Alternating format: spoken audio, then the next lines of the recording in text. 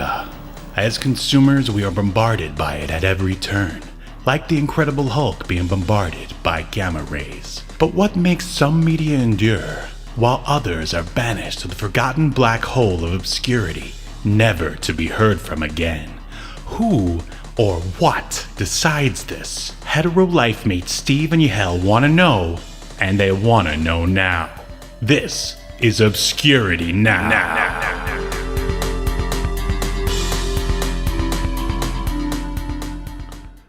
And what's up, everybody? Welcome to another episode of Obscurity Now, the show where we take a look at weird pieces of media and we decide if it should be tossed into the black hole of obscurity, never to be heard from again, or remembered for the rest of time. My name is Steve, and I am one of the hosts. And with me is one of Johnny Quest's forgotten Hispanic friends. It's Yahel. And how are you feeling today, Steve?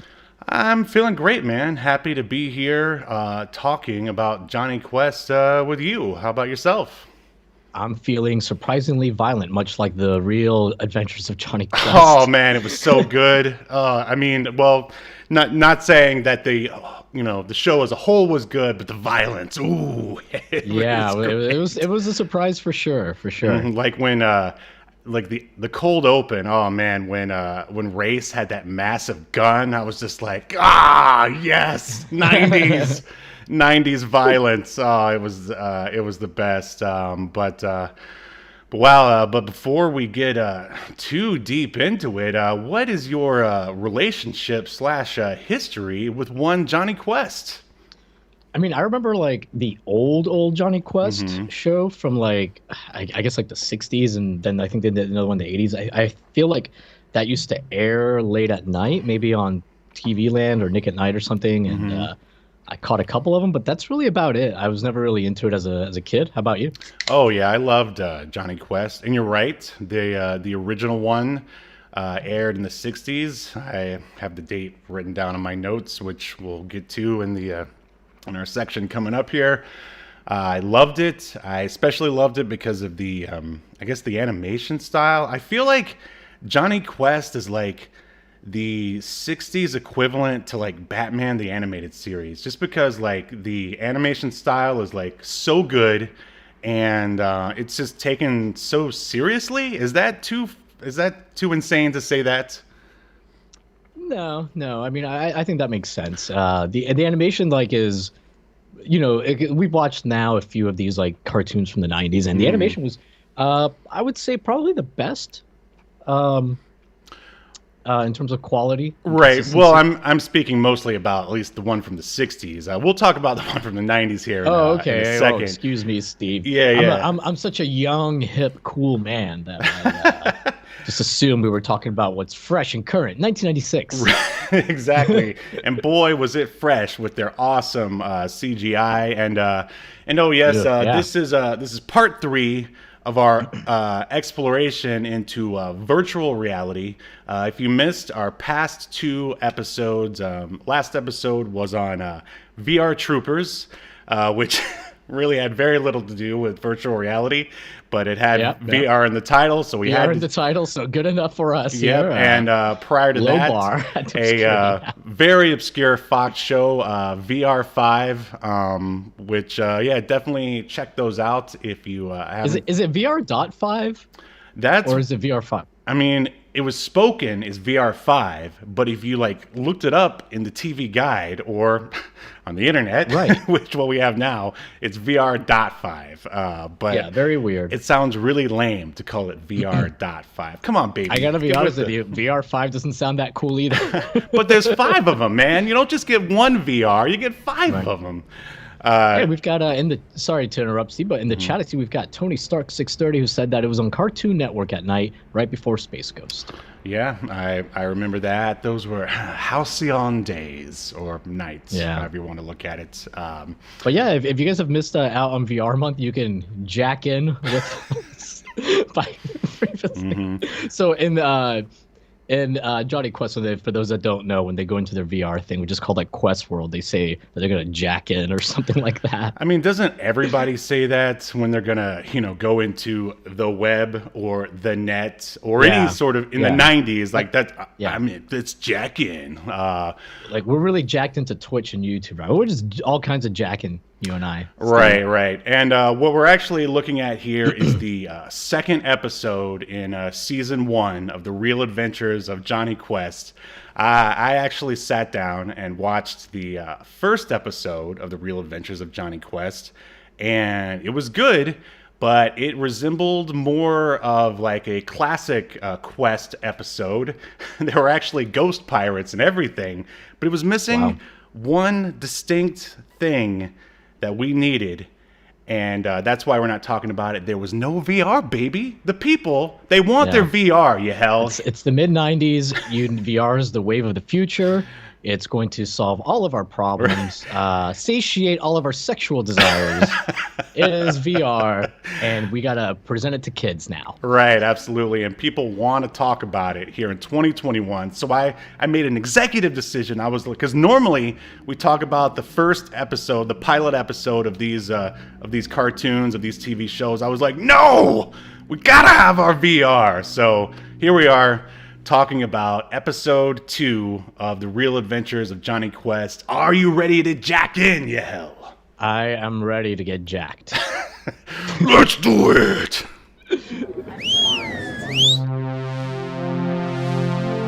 Welcome to your feature presentation.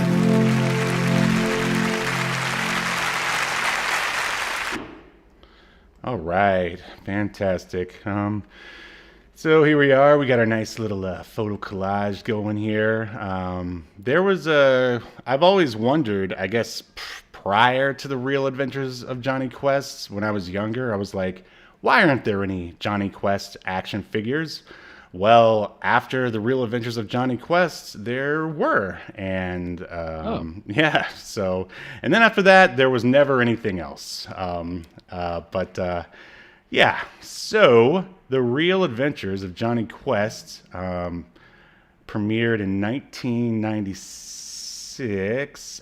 There we go. And this specific episode premiered September 3rd. Oh, I'm sorry, 96. September 3rd, 19. Shoot. I've got VR Troopers. What are you Come on, doing here? get it together. I know. Steve. Sorry, Jesus I'm just Christ. so excited. All right, here we go.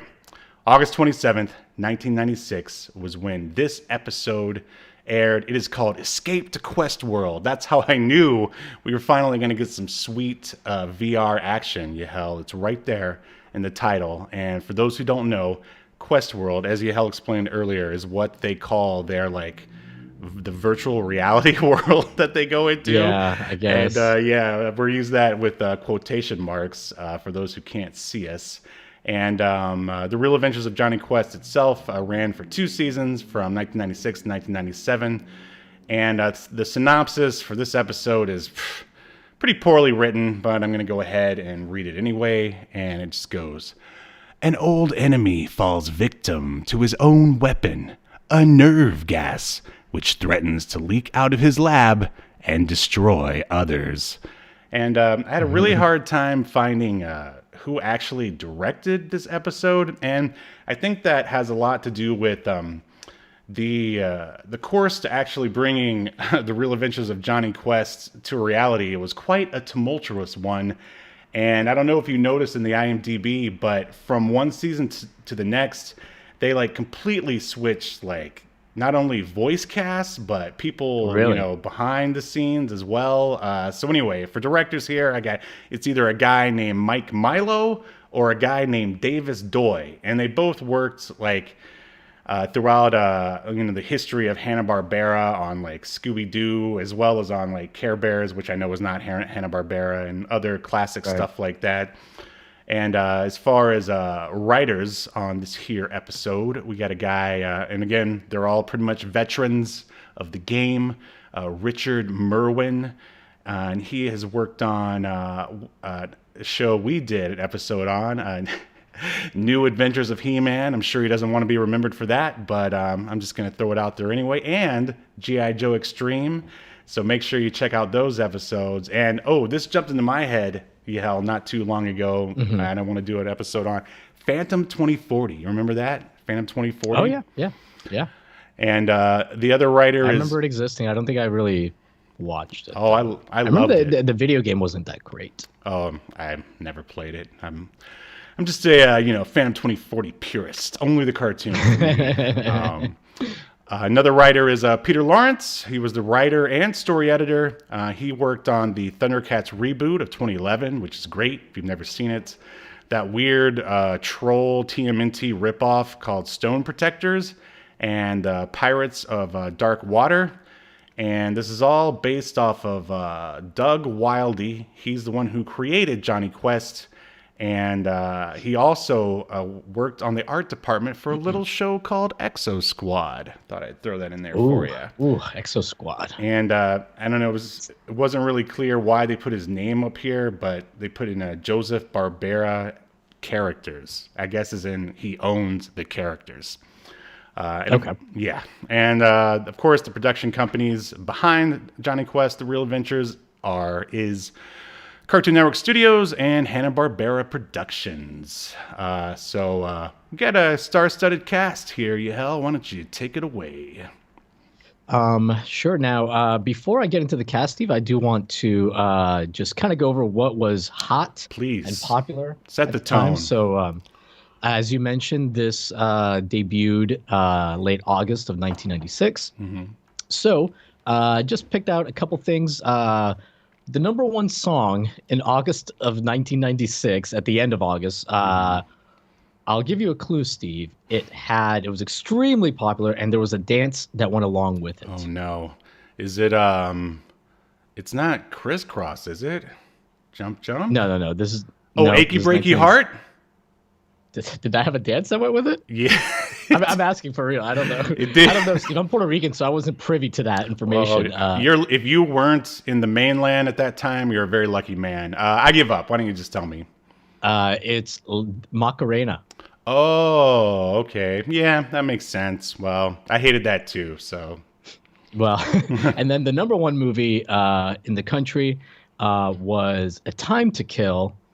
It had just unseated Independence Day. Oh, that was going to be my first guess, actually. Yeah.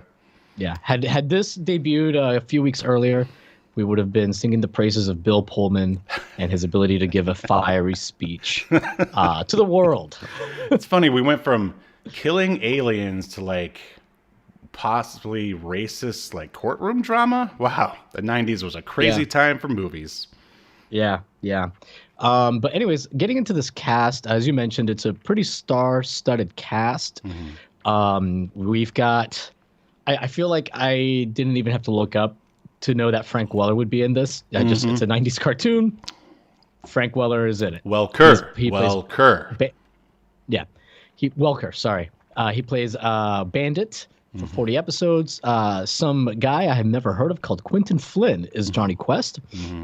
J.D. Roth, who I remember J.D. Roth kind of hosting like game shows on Nickelodeon and stuff in the 90s. And he hosted like Video Power. Also, I don't know if you remember that, video game show. But J.D. Roth plays, it also says he plays Johnny Quest. So I guess like that's when they did the switch. Right. Yeah. They have him for season 1 and the other guy did season 2. Yep. They have almost the exact same amount of episodes. Michael Benyair is Haji. Robert Patrick, Terminator, the T-1000 or whichever T he is. He is Race Bannon. What a fucking name. George Segal is Dr. Benton C. Quest, who also gets replaced later on. And as I'm reading this, basically, like there's like twice the amount of cast that there should be. Those are the main people that stood out to me, aside, of course, from the second person who played Dr. Benton C. Quest, John Delancey, who you may know as Q on Star Trek: The Next Generation. Oh, nice. Whoop. Let's go ahead and there we go. Oh no! We've just entered another Star Trek connection. Well done, buddy. I don't know if the bumper's done. It's done. All right. So yeah, he's not the and then I did look at just like the overall cast for like other episodes, and I saw like there's some other like pretty big names that pop in. You've got Mark Hamill that pops in for a few episodes. Lucy Liu Oh, nice. is in an episode, which I was kind of surprised about. There was also another Star Trek veteran, Michael Dorn, aka Worf. Jennifer Lean, who also was on Star Trek Voyager later on, she pops in for an episode. All right, Steve, I was just looking for Star Trek people. And Jerry Doyle, who plays Michael Garibaldi on Babylon 5, is in it. Wow. Tara Strong is in it at some point. So yeah, Andreas Katsoulis, which is another like well-known sci-fi Star Trek Babylon 5 actor. So yeah, they had a pretty interesting cast of people that they would bring in. Yeah, the 90s was like, I don't know, I guess the golden age of like Turner, who I guess, who obviously owns Cartoon Network and eventually bought out Hanna-Barbera. So I'm sure they were cutting checks, left and right, just like they were doing in WCW. Yeah. He was just like Eric Bischoff was for old WWF talent. Sure. But yeah, that's pretty much the cast. Sure, yeah. All right, so you ready to get into this thing? Let's get jacked in. Jack me, Steve. All right, so we got a cold open here. Takes place in the past in 1978, and this is great because, like, of course, when Johnny Quest first aired, it's in 1960 whatever. So already, you've got a weird timeline going on here. But Yeah. that's whatever. Just put all that stuff aside. So 1978, we got Race, and he's I guess he was a police detective all along, which I think is great. I always liked Race, and this just fills in his backstory, which of course, in the old days they never really talked about the backstory about really any of the characters. It was just, they just went around the world and got into adventures. And he signals to the tech boys to trace this call. He's on the call with this guy. We figure out later his name is Jeremiah Surd. They attempt to they get the trace. So Race and a SWAT team head to this pier with some huge guns to take out this Jeremiah character. A huge firefight breaks out. Race gets the drop on some goons. He finds this Jeremiah guy who is like, basically he is a scientist who, he's got nerve gas hidden in the city. Race says, let's have a chat, because Jeremiah, he challenges him. He says, you're not going to shoot an armed man. And of course, Race, he's a hero with ethics. And he's like, you got me. And, let me just stop right there. It's like, what do you think of like the new sort of like cowboy Race, like compared to the original one? Do you even remember the original? I don't really remember much of the original, to be honest. So, well, what do you think of the current one so far? I mean, it's okay. Kind of, at this point, seems pretty generic. Really? I mean, because I thought they did a good, because the original Race, I would say, is pretty generic and bland.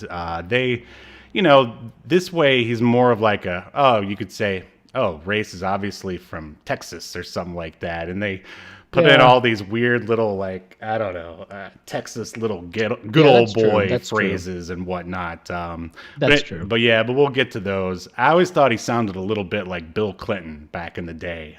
Yeah, I can see that. Which, I don't know, listening to it now is really kind of funny. But anyway, so Race lowers his gun. He says, let's have a chat. But the SWAT team bursts in anyway. A shot rings out. Jeremiah gets shot anyway. And basically, he ends up... I don't think that's something we should gloss over. Like, people actually get shot. Yeah. This is... bullets. I mean, I guess they were... The original Johnny Quest, I would say, was pretty... handled pretty adult for the time, as far as animation was concerned, because... everybody back then, and I guess still now, always assumes that, aside from Japanese animation, I guess, that cartoons are for kids. And this is no exception. They're definitely trying to go for, I'd say, a 13 plus demographic here. And yeah, people are definitely getting shot in this. And there's some really great animation going on in this cold open. He ends up getting shot again. And the last shot we see is this is all very like a noir, very cinematic. Is through Jeremiah's POV, is like Race walking like towards him, like the whole shot goes sideways, and I can't remember if he says something or and then the whole thing closes, like his eyelids close, and that's it. And basically, it's just. That's the last thing he sees, like, so you know that he blames Race for the whole thing going sideways. And, I mean, basically, I think it's a great cold open. What do you think? Yeah, I agree. It was a lot. I did not have high expectations coming into this. Yeah, the cold open was really good. And honestly, like, somebody actually getting shot really got my attention. Because, you know, me too. In G.I. Joe, there's like millions of bullets shot, and there's 0 people who ever get hit by them. Right. Well, it's weird. Here, they're not even bullets. They're just like red lasers. Yeah, lasers. Yeah. I mean, when Race jumped out of that car with like an actual sort of legit looking gun, because like usually they always sort of like rearrange the gun to where they look like ridiculous looking lasers or something. I was like, whoa, Real Adventures of Johnny Quest is just too real. Anyway, we now cut to present day. A demolition crew is knocking down the same buildings that they showed at the beginning in our cold open. And as the ball hits one of the buildings, I guess we can assume that they never found Jeremiah's nerve gas. And, they tell us that they never found it. Right, yeah, they tell us later that they never found it. Oh, yeah. The ball hits it, out comes some nerve gas, and the workers, they die a pretty horrible death. Like, pretty gruesome. Like the one guy, like you see his face is all like jacked up from it, and then the other guy, like I know this won't sound violent to people, but if you watch it and you keep in mind this is a 90s kids cartoon, like the other guy, the way he dies, he like ends up he starts to stagger, and he goes head first into like a I don't know, like whatever device was like controlling the crane for the wrecking ball. Right. But he goes into the windshield, and like the windshield like cracks. And I don't know, it's just a nice little touch. I didn't expect it. Yeah, very really well done. Very cinematic for sure. There was something I was going to say there. Oh, well, I forgot. And so now we cut to the Quest compound, and Race and the gang, or I guess I should say, well, I don't think they showed Johnny at this point. Race and the gang are having a Skype conversation. I guess back then you could just say it's a vid chat with Commander Bennett, who tells Race that Jeremiah Surd, the guy from the beginning, in case you forgot, he died 20 years ago. They couldn't find the nerve gas until now. And somehow, Race is going to be able to help. I feel like they weren't really clear. They were asking for his help somehow. And then we see, of course, he says yes. And we see a heads-up display that shows where the quests are departing from and where they are going to. In this case, Chicago, Illinois, which is kind of weird because, like, you know, in the old days of original quests, they were always going to these, like, exotic locations on the other side of the world. But here it's just, hey, we're going to Chicago, Illinois. So now they're in Jeremiah Surd's lab. Race tells the non-ginger Dr. Quest he doesn't have to come along. But he says that Race has saved his life so many times, he couldn't just bear to let him do it by himself. I could never find any information why they decided to make Dr. Quest not a ginger in the Real Adventures. But it's just something that is a hardcore Questiac. I don't know. I just made that up. I'm just going to have to live with it, I guess. I mean, I remember... Maybe some market research. Maybe they did like a... what do you call like those like a focus group with some kids, and kids are like, we don't like gingers. Yeah, that must be it. But yeah, I remember watching it even back in the 90s, and I was like, why isn't Dr. Quest's head red anymore? But whatever.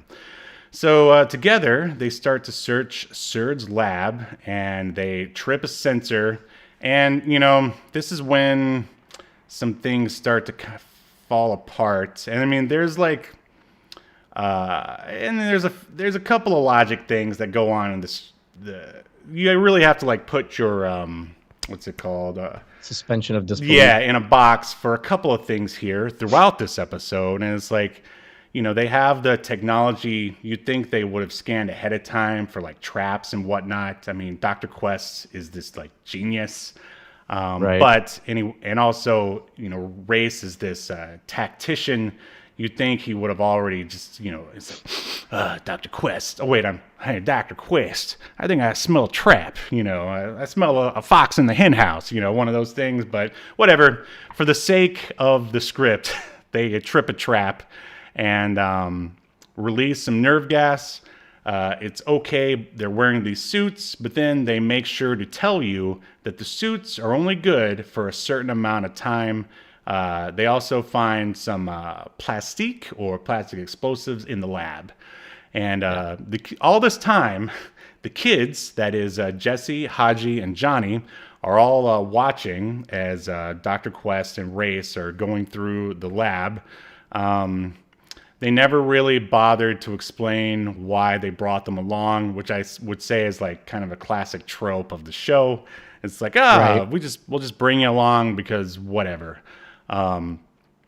Jesse then, and this was kind of hardcore.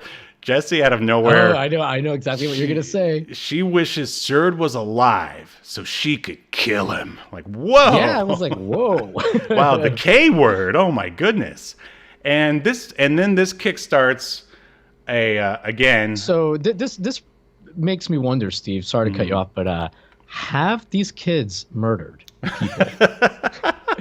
Because she said it with the casual callousness of someone who's tasted the warmth of someone else's blood, creating a puddle around their hands as they're choking them to death. Oh man, if you could have seen the previous episode, the answer is yes. But yeah, and so this kickstarts the idea, and I guess in their kid brain, I guess you could write it off in their kid brain, is that maybe Surd is alive. And so they then start hitting the books and doing research that, of course, no one else in the American government or Dr. Quest himself or Race Bannon or anyone could do in order to find out if Jeremiah Surd is actually alive. And you really have to be like, okay, boys, whatever you say, whatever it takes to get to the next action scene. They figured out in like 5 minutes that he actually is alive. Right. Over 20 years, no one else could figure it out. But hey, it's the J-Man, the big JQ. Like, he does what other guys don't. So they, all right. And then they just leave. I swear they would have explained stuff a little bit better back in the 60s. Maybe not. But anyway, they just leave to go on a nice little boat ride out to an insane asylum. Like, basically their research leads them to discover somehow, yada, yada, yada, that Jeremiah Surd is out in this insane asylum. So they go out there with no adult supervision. Like, this leads to another question. I'm kind of wonder exactly how old the kids are supposed to be. I imagine maybe 16, 17? Yeah, I was thinking like 16, 17. It's what it seemed like to me. So they would need to be old enough to at least drive. And I guess you could go off. But at the same time, I don't know, it'd be kind of weird. It's like, all right, Dad, we're just going to go out for some fast food. I mean, I guess anything would have been better than nothing. I guess we just have to come up with it in our own minds. Somehow, the big JQ and the Quests gang, they just leave and then they go to an insane asylum. They take a little boat ride. And sure enough, there is Jeremiah Surd, and he is now a quadriplegic. I believe that's the proper term. Just, like Stephen Hawking, he just sits there in a chair. He can communicate, but he can't move any of his body parts or anything. And I don't know what Johnny Quest's grand master plan here was, but he was just like, tell us how to get our dads out of your trap. And he's just like, no. like, and then I mean, maybe it was his plan all along to be like, well, did you know about Quest World? And did you want to explain where it goes from here, just so I'm not talking the whole time? Oh, I lost you, buddy. I lost you. Oh, sorry, I was muted. So they bring like this portable version of Quest World that he can jack into. Thank you. And it's supposed to be like a virtual reality thing, but it's like goes over like his ear. Like there isn't like a visor, right? And like something goes over his ear, and then like a laser thing comes over his which eyes. I appreciated that. It's not as good as the Lawnmower Man helmet. You could say it's an advanced version of that. We could say that Dr. Quest created an advanced version. Then they go into Quest World, and it is some of the truly the worst CGI I have loved it. ever seen. Oh man, it was awful, really bad, worse than Reboot. It is CG. worse than Reboot, because I remember watching Reboot, and I can even watch Reboot and like tolerate it. And I was watching this, and I was just like, God, they're walking so weird. And Johnny Quest's avatar like just looks so awkward. All the avatars don't look anything like the 2D versions. And the textures all have like the materials that they use to like texture the guy. What was his name? Surge or whatever. Everything's reflective, and it's like the same level of reflectiveness. So you just see like these like white reflective spots on him like all the time. It just looks awful. The animation, back then there's no mocap, right? So they're all hand animating this stuff, and ooh, not good. When you saw it back then, what did you think of it? Well, I never saw this back then. Oh, really? I can tell you what I know what I would have thought, because I know what I thought when I saw Reboot, and I thought Reboot looked like shit back then. And I would have thought this looked even worse. Oh, take that. I mean, I thought Reboot was okay back then. I thought this was like, actually, my question back then was like, why is this even here? I mean, again, as a straight up Quest fan, I'm just like, I just want you guys to like travel the world and get into adventures. Like, I don't need this, but at the same time, why did they feel the need to even, okay, if you're gonna have the Quest World thing, why make it CG? Like, just animate it. Well, I mean, that also, it's like in VR5, like if you're gonna have, it was like, why shoot it in black and white and then add the weird colors in later? It's like everyone had their own little weird versions of what they thought VR should look like. VR would be, yeah. That's so funny. I just feel like there was there was a better way to differentiate. I get wanting to differentiate it from the regular world sequences or whatever, but I feel like there was probably a better way to do it. Well, I mean, to their defense, I don't even know if this is defense, but I'm sure somebody thought that this is what was hot and cool at the moment. Oh, for sure. And they wanted this to be huge. Like, while I was reading in the wiki, like that, they sunk a lot of money into this, and unfortunately, it didn't catch on. But that's another story. Anyway, so yeah, they give Surd a taste of that sweet, sweet Quest world. They tell, and he's like, "Ooh, I can feel whole again."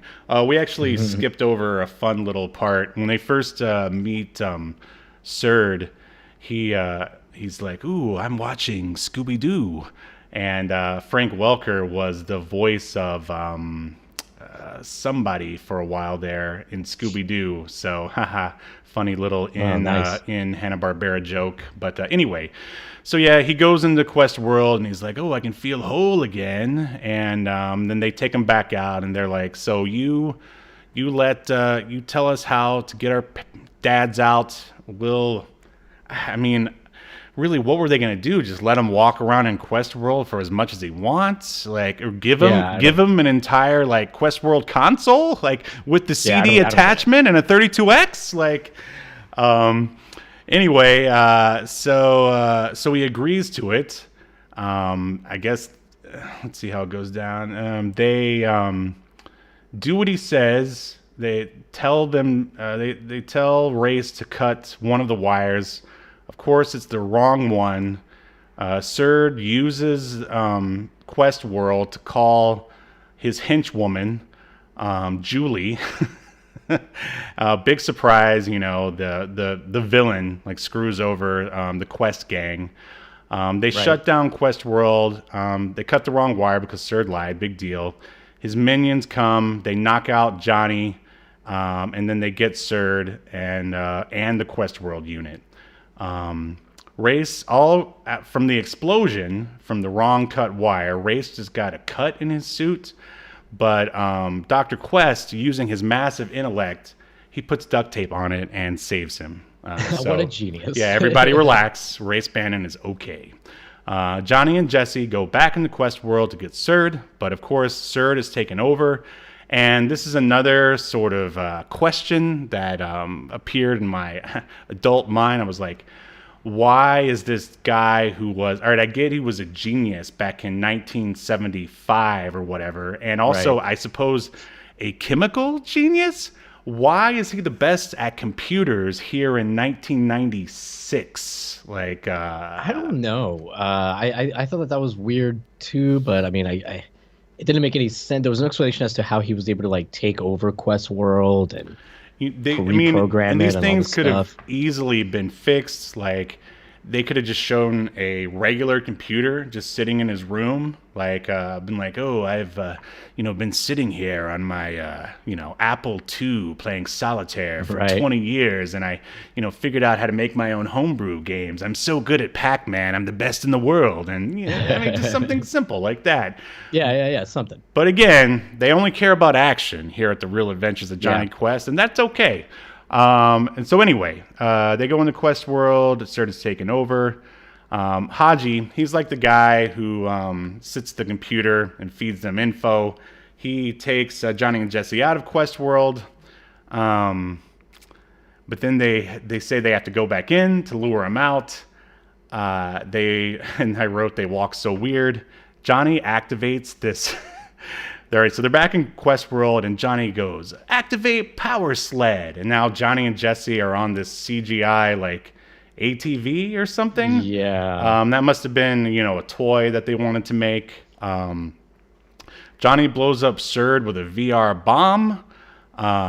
When Surd says, how quaint, his head moves, but his eyes don't. Did you see that? Yeah. Oh, yeah. That was so weird. Like, how could they leave that in? But I did notice that they had a different director for the CGI scenes than with the rest of the 2D ones. So maybe he was a hack. Maybe he worked for Tom Zito back in the day. My guess is they did notice what happened, but they had already rendered it. And because of how long it would take to render this kind of stuff, like 4 you weeks. just can't go back. Yeah, I mean, at the time you just can't go back and like redo it. Right. Haji locates Surd using his computer skills, and he's in like a tractor trailer truck. So they go after him. This time on ATVs in the real world, and to the extreme, because of course that's what was popular back then. They find him. Surd's henchman is sleeping, and they basically show up, and they find Surd, the quadriplegic, and they're like, you tell us right now. How did they get the info from him? I don't know. Whatever. I don't remember. Yeah, they convince him somehow, but still, like, that wasn't enough for the writers of The Real Adventures of Johnny Quest. They wanted us to be on the edge of our seat for one final time. Johnny tells Race to cut the orange wire, but then Race is like, you still can't trust Surd. He says, cut the blue wire. So cut the orange wire, cut the blue wire. He cuts the blue one, but there's still an explosion.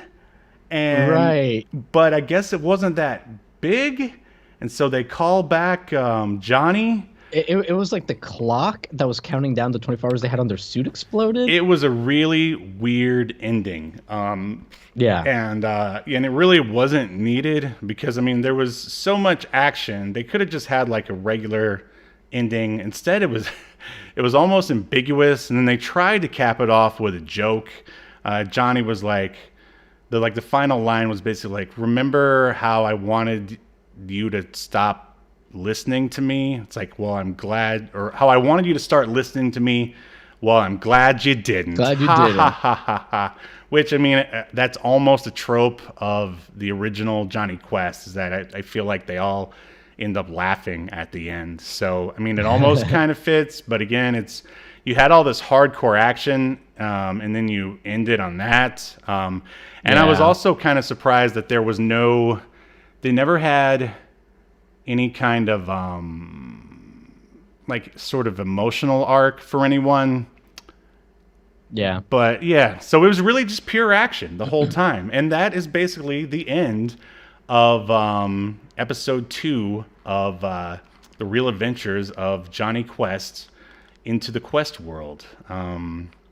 Anything else you want to add on that ending there, Yahel? No. Or to not the really. episode overall?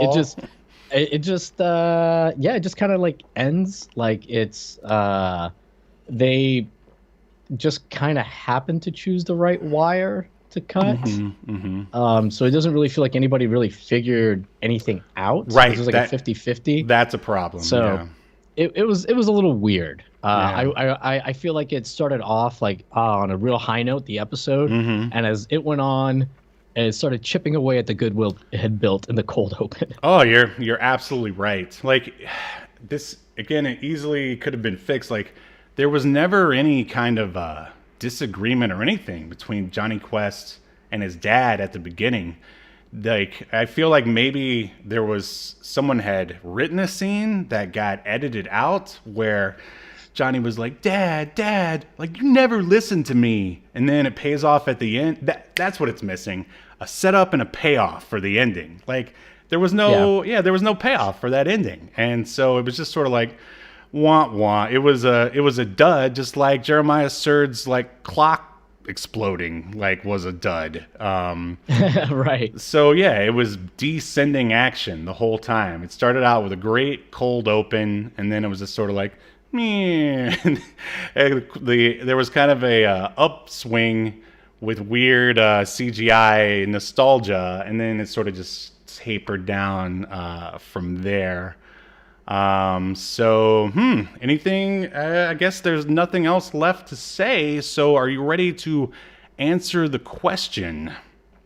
Yep, let's do it. All right. That's the question.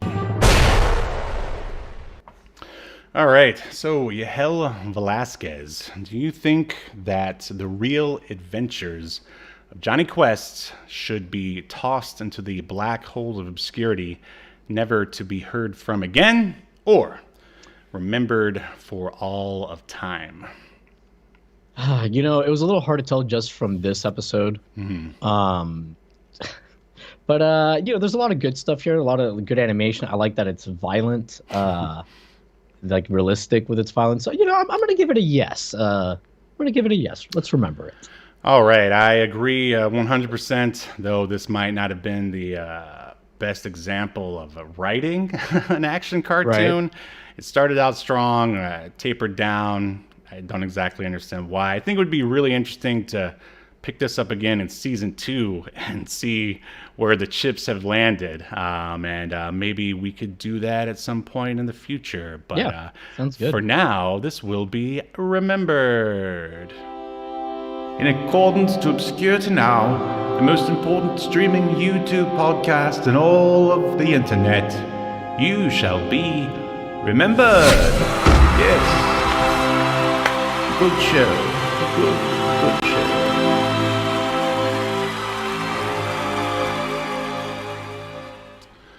Oh, well, that's good. I mean, I don't want to spoil the last 2 episodes, but they definitely weren't remembered, so I'll tell you that. So, celebrating the big what is it? 100,000 subs over on Wrestling with Gaming. 101,000 now, but Oh, just like Dalmatians almost over there. yeah. I apologize for the Disney reference. Yeah, I hit the on the same day that I hit 100,000 subs. I also had one of my videos hit 1 million views for the first time. Wow, that's amazing. So, that's awesome. Yeah, it's crazy, dude. I feel like you're gonna ascend to some sort of like golden god level here in a minute. Yes, I am too good for the podcast, Steve. And I'm not leaving the show though. I'm actually canceling it. Whoa! I knew we were gonna get canceled. fired. Yeah, I'm gonna get replaced. Well, I'm not gonna do that joke because then we will get canceled in a different sort of way. But that's great, man. Let's see. Do we have one more Sunday left in this month? Where's the calendar? I mean, there's 2 more Sundays Two left. In more. this month. Oh man, I gotta. The 23rd and the 30th. Oh, well, I gotta figure out one more VR related piece of media to watch. But for the final piece, make sure you guys tune in for the Lawnmower Man, the granddaddy of all movies featuring VR, I would say. Yes. I was thinking about something else that I think there's a DuckTales episode, but that's not obscure enough for this show. There's a Murder, She Wrote episode.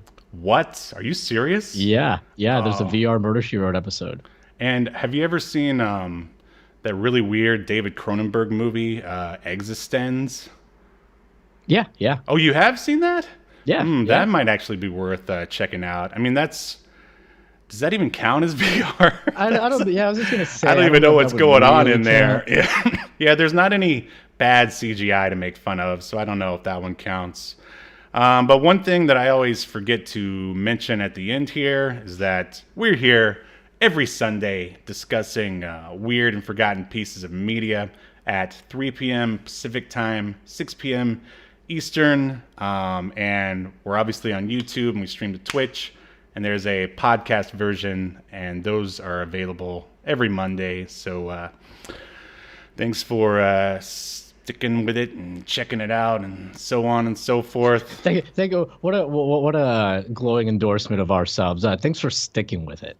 That's like something that you would say about like someone that I don't know. Hey man, I know that it was very difficult to learn how to walk again after you lost your leg, but I really appreciate you sticking with it. It's like, Johnny, I know you really suck at karate, but your mom and I spent a lot of money on that gi. I mean, it was like $40. And even though you get your ass beat every single time, thanks for sticking with it. Thanks for sticking with it. So, we spent a lot of money on these microphones, so thanks for sticking with it. Thanks for sticking with it. Yeah. But I think that's everything that we have. Wow, it's just weird finishing early for once. That's all. I feel like. I'm shocked. Yeah. All right. Well, make sure you join us next Sunday, where we'll be talking about even more obscure pieces of media. See you next time on Obscurity Now. You've been enjoying Obscurity Now, a podcast that's recorded live to tape and streamed to Twitch and YouTube. Subscribe so you never miss an episode or hilarious quip. Take us with you by following the download links provided in the show notes to wherever you get podcasts. And take notice of our various social media links. If that's what you're into, I'm not here to judge. And make sure you join us live next week at 6 p.m. Eastern, 3 p.m. Pacific as we continue to discuss more obscure media only on Obscurity Now.